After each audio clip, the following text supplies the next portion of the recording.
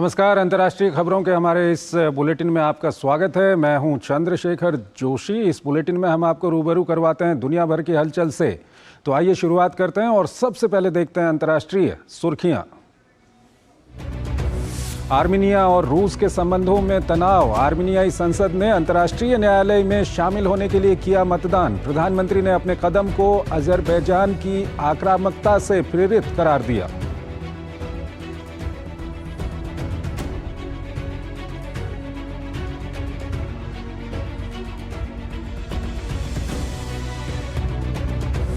अमेरिकी प्रतिनिधि सभा में स्पीकर केविन मैकार्थी के खिलाफ लाया गया प्रस्ताव। उनकी ही पार्टी के सांसदों ने लगाया डेमोक्रेट से मिलीभगत का आरोप। मैट गेट्स ने केविन मैकार्थी को पद से हटाने का किया आह्वान।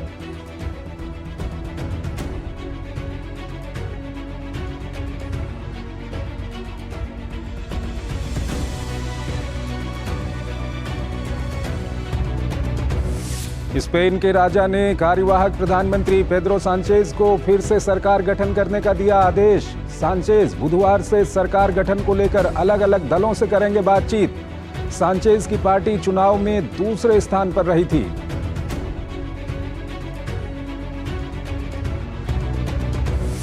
फिजिक्स में नोबेल पुरस्कार की घोषणा। पियरे एगोस्टिनी, फेरेंक क्रूज और एनी एल हुइलियर को मिला अवार्ड। पदार्थ में इलेक्ट्रॉन गति के अध्ययन से संबंधित विषयों के बारे में प्रयोगों को लेकर चुना गया नाम।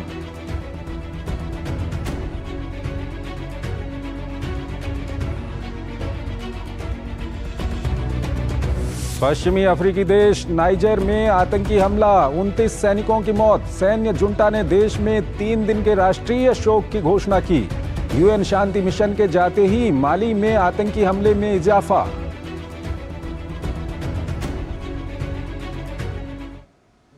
और आइए सबसे पहले आपको दिखाते हैं एशिया का आईना।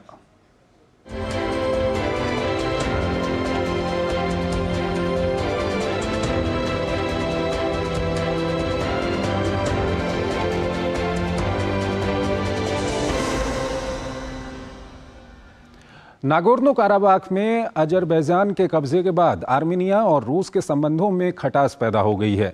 आर्मीनिया अब अंतर्राष्ट्रीय अदालत की शरण में जाना चाहता है, जिससे रूस के साथ टकराव की आशंका और गहरा गई है। आर्मीनियाई संसद ने मंगलवार को अंतर्राष्ट्रीय आपराधिक न्यायालय में शामिल होने के लिए मतदान किया है।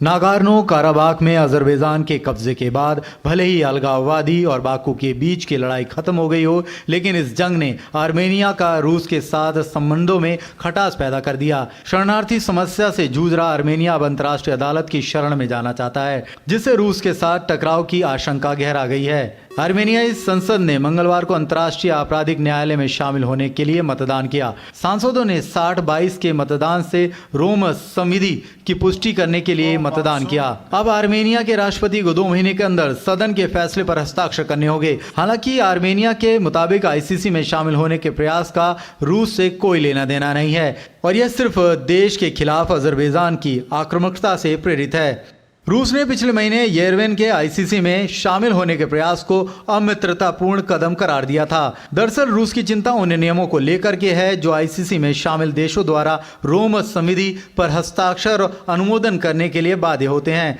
इसका मतलब होगा कि अगर आर्मेनिया आईसीसी में शामिल हो जाता है तो ऐसे में पुतिन को आर्मेनिया आने पर उनकी गिरफ्तारी का खतरा बरकरार रहेगा।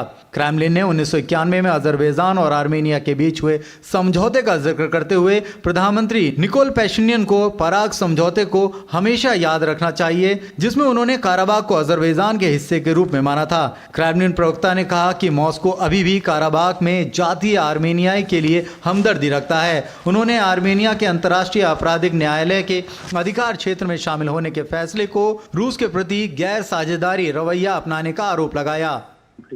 हम अब भी मानते हैं कि यह सही निर्णय नहीं है। हम अर्मेनियाई प्रधानमंत्री के शब्दों से बिल्कुल असहमत हैं कि रोम कानून में शामिल होने का निर्णय सीएसटीओ की कमी से संबंधित था। हमने उन अर्मेनियाई लोगों की सुरक्षा और अधिकारों को सुनिश्चित करने के इरादे के बारे में अजरबैजानी दोस्तों द्वारा दिए गए बयानों को ध्यान से सुना है, जो काराबाख में रहना चाहते हैं। मॉस्को ने येरेवान को पश्चिम के साथ समझौता कर रूस के संबंधों को नुकसान पहुंचाने के लिए भी दोषी ठहराया, जिसमें संयुक्त सैन्य अभ्यास के लिए अमेरिकी सैनिकों की मेजबानी करना भी शामिल है। दरअसल पिछले कुछ वर्षों से रूस के साथ आर्मेनिया के संबंध में काफी गिरावट आई है। 2020 में मॉस्को में एक समझौते की मध्यस्थता की थी, जिसमें आर्मेनिया और अजरबैजान के बीच 6 सप्ताह के युद्ध को समाप्त कर दिया गया था। इसके तहत येरेवान ने नारगोनो काराबाख और उनके आसपास के इलाके के बड़े हिस्से को बाकू में सौंप दिया। बांग्लादेश में भारत के उच्चायुक्त प्रणय वर्मा ने कोमिला जिले के काशीनगर डिग्री कॉलेज में एक इमारत का उद्घाटन किया। इस अवसर पर बांग्लादेश के पूर्व रेल मंत्री और सांसद मोहम्मद मुजीबुल हक और कई अन्य गणमान्य लोग मौजूद थे। इस मौके पर उच्चायुक्त प्रणय वर्मा ने भरोसा जताया कि कॉलेज की ये इमारत छात्रों को अपने इलाके में ही गुणवत्तापूर्ण शिक्षा दिलाने में मददगार साबित होगी। उन्होंने कहा कि बांग्लादेश के विभिन्न जिलों में भारत सरकार अब तक इस तरह की 93 परियोजनाएं शुरू कर चुकी है, जिनमें से 76 परियोजनाएं पूरी हो चुकी हैं। आज नेपाल और उत्तर भारत के कई इलाकों में भूकंप के 2 जोरदार झटके महसूस किए गए। रिक्टर स्केल पर भूकंप के इन झटकों की तीव्रता 6.3 और 5.3 नापी गई। भूकंप के इन झटकों का केंद्र नेपाल था। भूकंप से नेपाल में कई मकानों को नुकसान पहुंचा, तो वहीं इनकी वजह से आए भूस्खलन ने एक प्रमुख राजमार्ग को भी रोक दिया।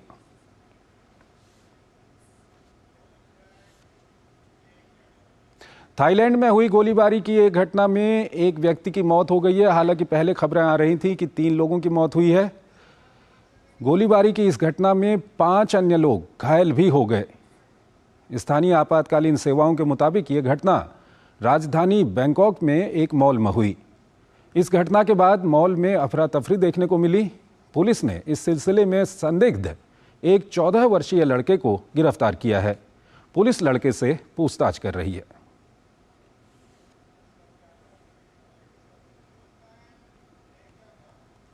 एक छोटा सा ब्रेक लेते हैं यहाँ पर। शुरू करो, डालो बुनियाद, घर महल नजर आएगा।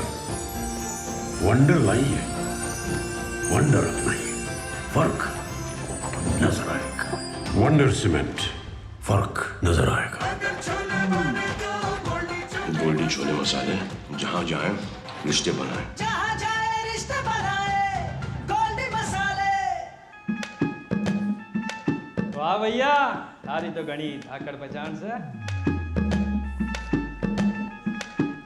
अरे वाह मयंक, अरे तो धाकड़ पहचान हो रखी से।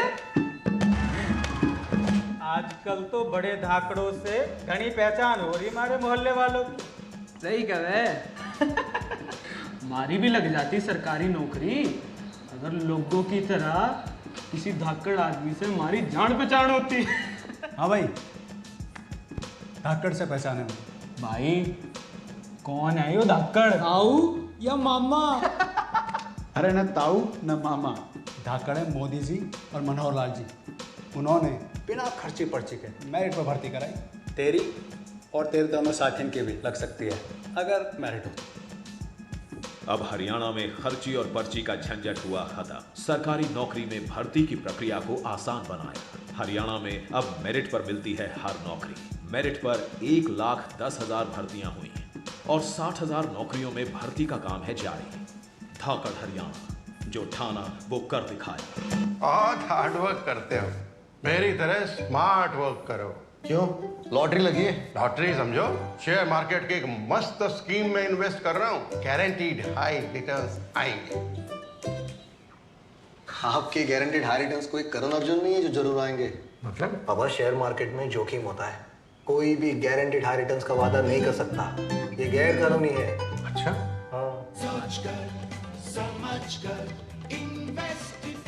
शुरू करो, डालो बुनियाद, घर महल नजर आएगा। वंडर लाइए, वंडर अपनाइए, फर्क नजर आएगा। वंडर सीमेंट, फर्क नजर आएगा। स्वागत है आपका ब्रेक के बाद और आइए अब आपको लिए चलते हैं यूरोप की ओर।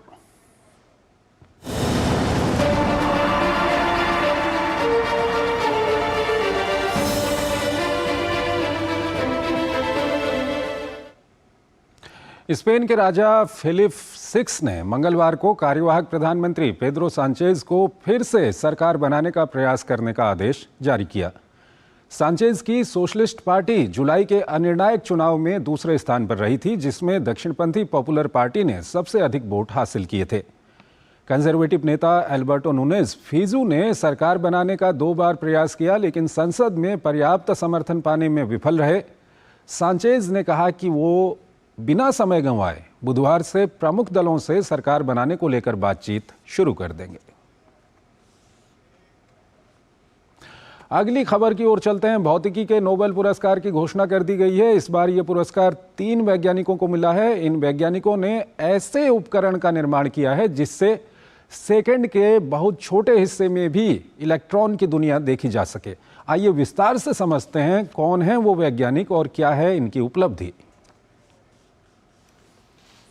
इलेक्ट्रॉन्स पर अध्ययन के लिए जिन 3 वैज्ञानिकों को नोबेल पुरस्कार के लिए चुना गया, उन्होंने न सिर्फ इलेक्ट्रॉन्स की दुनिया को समझना, उनके चलने फिरने, चमकने, खिंचाव को आसान बना दिया, बल्कि भविष्य में कई तरह के अत्याधुनिक इलेक्ट्रॉनिक उत्पादों को बनाना, इलेक्ट्रॉन्स को नियंत्रित करने की प्रक्रिया को सुगम बनाने का रास्ता साफ कर दिया। दरअसल इस वर्ष फिजिक्स का नोबेल पुरस्कार उन 3 वैज्ञानिकों को दिया गया जिन्होंने ऐसे उपकरण का निर्माण किया जिससे एटोसेकंड के समय में इलेक्ट्रॉन की दुनिया देखी जा सके। अमेरिका के पियर अगोस्टिनी, जर्मनी के फेरेंस क्रॉस और स्वीडन की एनी लुइलर संयुक्त रूप से ऐसे उपकरण को बनाने में कामयाबी हासिल कर सके जिससे 1 एटोसेकंड में ब्रह्मांड की उम्र का पता लग सके। इसके अलावा एटोसेकंड पल्सेस का इस्तेमाल किसी मॉलिक्यूल की पहचान करने में किया जा सकता है, जिसका उपयोग चिकित्सा क्षेत्र में होता है। एनी लुइलर फिजिक्स के फील्ड में नोबेल जीतने वाली 5वीं महिला बनी है। अब तक फिजिक्स के क्षेत्र में 119 लोगों को इस खिताब से नवाजा गया है।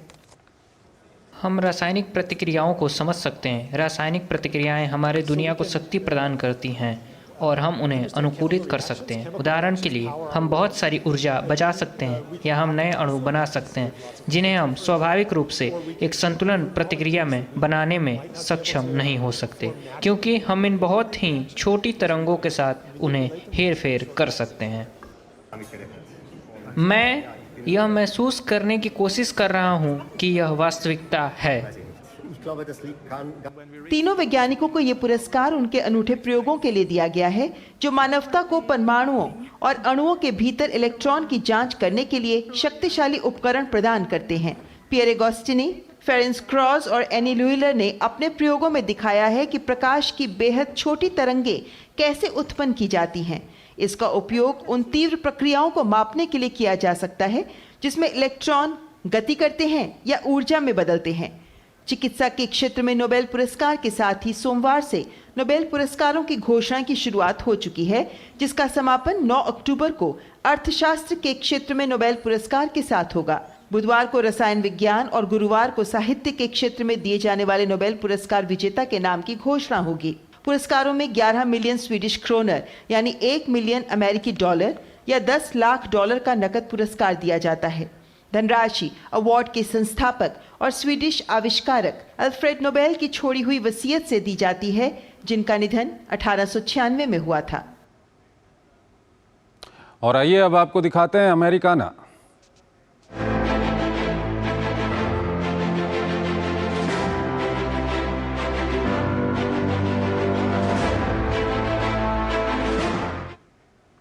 अमेरिकी प्रतिनिधि सभा के अध्यक्ष केविन मैकार्थी को अपनी ही पार्टी के सांसद की तरफ से चुनौती मिल रही है। रिपब्लिकन प्रतिनिधि मैट गेट्स ने उन्हें पद से हटाने के लिए सदन में मतदान करने का आह्वान किया। अपनी पार्टी की तरफ से पेश चुनौती के बाद रिपब्लिकन सांसदों के बीच असमंजस की स्थिति पैदा हो गई है। हालांकि मैकार्थी के लिए पद से हटने का फिलहाल कोई दबाव नहीं है, क्योंकि प्रतिनिधि सभा में उनके पास डेमोक्रेट की तुलना में मामूली बढ़त हासिल है। दरअसल गेट्स और अन्य रिपब्लिकन सांसद इस बात से नाराज हैं कि मैकार्थी ने कर्ज संकट के हल के लिए डेमोक्रेटिक वोटों पर भरोसा किया। मैकार्थी ने गेट्स की आलोचना को खारिज करते हुए सदन में उनके नेतृत्व पर कोई प्रभाव नहीं पड़ने की बात कही है। पूर्व अमेरिकी राष्ट्रपति डोनाल्ड ट्रंप की मुश्किलें थमने का नाम नहीं ले रही हैं। नागरिक धोखाधड़ी केस में आज ट्रंप की दूसरे दिन मैनहट्टन के कोर्ट में पेशी हुई। इस केस में ट्रंप पर आरोप है कि उन्होंने रियल एस्टेट बिजनेस के बारे में झूठ बोलकर $100 मिलियन कमाए थे। अगर इस केस में उन पर आरोप सिद्ध हो गए तो ट्रंप की न्यूयॉर्क में व्यापार करने की उनकी क्षमता कम हो जाएगी। 2024 में रिपब्लिकन पार्टी से राष्ट्रपति पद के नामांकन के लिए सबसे आगे चल रहे हैं ट्रंप। उनके 2 बेटों और व्यापारिक सहयोगियों पर अनुकूल ऋण और बीमा शर्तों को सुरक्षित करने के लिए अपनी संपत्ति के मूल्यों को अरबों डॉलर तक बढ़ाने का आरोप लगा है। न्यूयॉर्क के अटॉर्नी जनरल लेटिटिया जेम्स ने $250 मिलियन के जुर्माने की भी मांग की है। हॉलीवुड में चल रही राइटर्स गिल्ड ऑफ अमेरिका की हड़ताल के बाद अमेरिकियों के पसंदीदा टेलीविजन शोज ने 5 महीने के लंबे अंतराल के बाद फिर से दस्तक दी है। फालोन, किमेल और कोलबर्ट जैसे नामी रात्रि शो के एंकरों ने अपने लेखकों का स्वागत किया। मई में राइटर्स गिल्ड ऑफ अमेरिका के करीब 11,500 सदस्य हड़ताल पर चले गए थे। फिल्म और टीवी स्टूडियो और सदस्यों के बीच नए श्रम समझौते पर सहमति न बन पाने के कारण इस हड़ताल की शुरुआत हुई थी। हॉलीवुड के लेखक संघ ने कहा कि उसके सदस्य काम पर लौट रहे हैं, लेकिन वो अभी तय करेंगे कि 3 साल के समझौते को मंजूरी दी जाएगी या नहीं। नए समझौते में वेतन वृद्धि और अन्य लाभों के साथ साथ AI के उपयोग से सुरक्षा को लेकर भी बात कही गई है। एक और छोटा सा ब्रेक लेते हैं। शुरू करो, डालो बुनियाद, घर महल नजर आएगा। वंडर लाइए, वंडर अपनाइए, फर्क नजर आएगा। वंडर सीमेंट, फर्क नजर आएगा। वाह भैया, तारी तो घनी धाकड़ पहचान से। अरे वाह मयंक, अरे तो धाकड़ पहचान हो रखी से। आजकल तो बड़े धाकड़ों से घनी पहचान हो रही हमारे मोहल्ले वालों की। सही कहे। मारी भी लग जाती सरकारी नौकरी अगर लोगों की तरह किसी धाकड़ आदमी से हमारी जान पहचान होती। हाँ भाई, धाकड़ से पहचाने में। भाई कौन है यो धाकड़, ताऊ या मामा? अरे न ताऊ न मामा, धाकड़ है मोदी जी और मनोहर लाल जी। उन्होंने बिना खर्ची पर्ची के मेरिट पर भर्ती कराई। तेरी और तेरे दोनों साथियों की भी लग सकती है अगर मेरिट हो। अब हरियाणा में खर्ची और पर्ची का झंझट हुआ खत्म। सरकारी नौकरी में भर्ती की प्रक्रिया को आसान बनाया। हरियाणा में अब मेरिट पर मिलती है हर नौकरी। मेरिट पर 1,10,000 भर्तियां हुई और 60,000 नौकरियों में भर्ती का काम है जारी। धाकड़ हरियाणा, जो ठाना वो कर दिखाए। शेयर मार्केट में इन्वेस्ट करें, गारंटीड रिटर्न से लाखों कमाएं। ये लिमिटेड ऑफर सिर्फ आपके लिए। नागिन की आंख में कैमरा फिट होता है। तुम भी क्या बकवास में यकीन करती हो? आप भी तो वही कर रहे हो पापा। शेयर मार्केट में कोई गारंटीड रिटर्न्स का वादा नहीं कर सकता। ऐसा कोई मैसेज, मेल या ऐड दिखे तो समझिए गलत है। ऐसे स्कीम निवेशक के साथ धोखा है और कानूनन अपराध भी। कितनी बार तो समझाया आपको।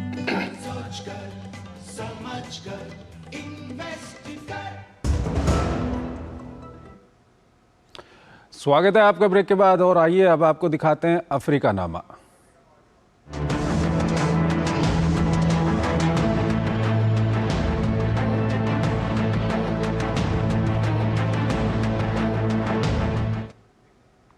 पश्चिमी अफ्रीकी देश माली में संयुक्त राष्ट्र के शांति मिशन के बंद होने के बाद हालात और अस्थिर हो गए हैं।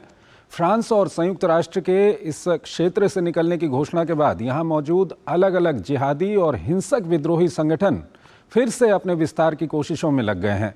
अल-कायदा के एक स्थानीय सहयोगी संगठन ने माली के कुछ इलाकों में हमला शुरू कर दिया है। पश्चिमी अफ्रीकी देश माली में संयुक्त राष्ट्र के शांति मिशन को बंद करने की घोषणा को 3 महीने बीत चुके हैं। उसके बाद जैसे जैसे समय बीतता जा रहा है, माली में हालात और अस्थिर होते जा रहे हैं।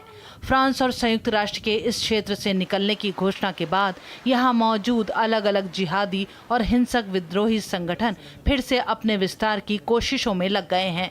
अलकायदा के एक स्थानीय सहयोगी संगठन ने माली के कुछ इलाकों में हमला शुरू कर दिया। इन हमलों में नागरिकों और सेना दोनों को निशाना बनाया जा रहा है। टिम्बकटू शहर सुरक्षा बलों और जिहादियों के बीच लड़ाई का नया केंद्र बना हुआ है। स्थानीय लोगों के मुताबिक शहर में होने वाली गोलीबारी उनके लिए चिंता का एक बड़ा कारण बन गया है। कुछ समय पहले यहाँ हुए तख्ता पलट के बाद स्थानीय प्रशासन पर इन हमलों को रोकने की पूरी जिम्मेदारी आन पड़ी है, लेकिन विशेषज्ञों के मुताबिक सेना की मौजूदा क्षमता इन हमलों से निपटने में सक्षम नहीं है। हाल की घटनाओं के बाद से हमारा कारोबार बद से बदतर हो गया है। हमारे लिए हालात बेहद खराब होते जा रहे हैं। बड़ी मुश्किल से कोई ग्राहक आ रहा है, कुछ भी नहीं आ पा रहा है। हम अपने पुराने स्टॉक से ही काम चला रहे हैं।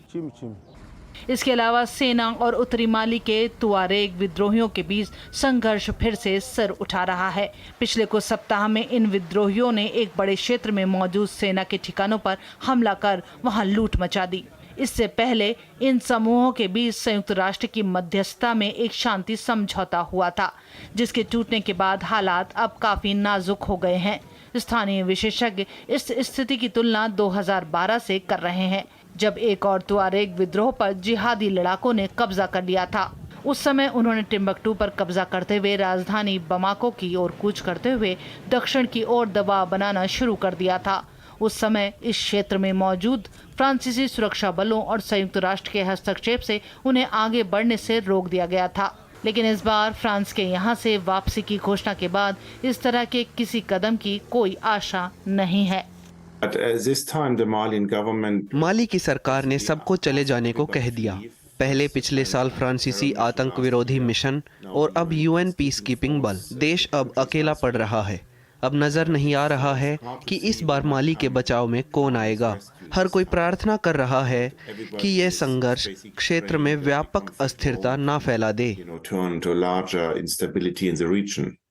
वहीं माली के पड़ोसी देश नाइजर में भी सैन्य विद्रोहियों का एक बड़ा हमला देखने को मिला है। यहाँ माली की सीमा के पास हुए हमले में नाइजर के कम से कम 29 सैनिकों की मौत हो गई और 2 अन्य सैनिक घायल हो गए। नाइजर के रक्षा मंत्रालय ने दावा किया कि इस मुठभेड़ में दर्जनों की संख्या में हमलावर भी मारे गए और उनके वाहनों को भी नष्ट किया गया। रक्षा मंत्रालय ने बताया कि हमले के समय ये सैनिक विद्रोहियों के खिलाफ ऑपरेशन को अंजाम देकर वापस लौट रहे थे, जब उन पर 100 से ज्यादा हमलावरों ने विस्फोटकों से हमला बोल दिया। रक्षा मंत्रालय ने हमले के लिए किसी गुट को जिम्मेदार नहीं ठहराया है। इस हमले के चलते देश में 3 दिन के राष्ट्रीय शोक की घोषणा की गई है। इस हमले में हमारे 29 सैनिक मारे गए और 2 गंभीर रूप से घायल हुए हैं। इसमें कई दर्जन आतंकवादियों को मार गिराया गया है। 15 मोटरसाइकिलें नष्ट कर दी गई हैं और बड़ी मात्रा में हथियार और गोला बारूद जब्त किया गया। जवाबी कार्रवाई के लिए मजबूर आतंकवादियों के संचार को रोक दिया गया, जिससे पता चला कि इन अपराधियों को भारी विशेषज्ञता भी मिली हुई है। नाइजर अपने पड़ोसी देशों माली और बुर्किना फासो की तरह अलकायदा और इस्लामिक स्टेट जैसे सैन्य विद्रोहियों से संघर्ष कर रहा है। इस संघर्ष में अब तक हजारों की संख्या में लोगों की मौत हो चुकी है और पश्चिम अफ्रीका के साहेल क्षेत्र में 20 लाख से ज्यादा लोग विस्थापित हो चुके हैं। अगली खबर की ओर चलते हैं। मिस्र के राष्ट्रपति अब्देल फतह अल सीसी ने कहा है कि वो दिसंबर में होने वाले राष्ट्रपति चुनाव में तीसरे कार्यकाल के लिए खड़े होंगे। हाल के दिनों में उनके समर्थकों ने होर्डिंग और सार्वजनिक संदेशों का उपयोग करके एक अभियान चलाया। इसमें राष्ट्रपति अल सीसी से खड़े होने का आग्रह किया गया था। उन्हें 2014 और 2018 में 97% वोट के साथ राष्ट्रपति चुनाव का विजेता घोषित किया गया था। ये चुनाव तब हो रहा है जब मिस्र रिकॉर्ड मुद्रास्फीति और विदेशी मुद्रा की लगातार कमी से जूझ रहा है। अफ्रीकी देश घाना में केंद्रीय बैंक के गवर्नर को हटाने की मांग के साथ बड़े पैमाने पर प्रदर्शन हो रहे हैं। घाना की राजधानी एक्रा में प्रदर्शनकारियों ने अर्थव्यवस्था की बदहाली के चलते केंद्रीय बैंक के गवर्नर को हटाने की मांग की। घाना के केंद्रीय बैंक ने जुलाई में 2022 के लिए $5.3 बिलियन के नुकसान की घोषणा की थी। पश्चिम अफ्रीका की सबसे बड़ी अर्थव्यवस्था घाना में पिछले कुछ समय से महंगाई और बेरोजगारी की समस्या देखने को मिल रही है। इसके चलते पिछले महीने भी वहां बड़े पैमाने पर विरोध प्रदर्शन देखने को मिले थे। चलिए अब देखते हैं विश्व संस्कृति।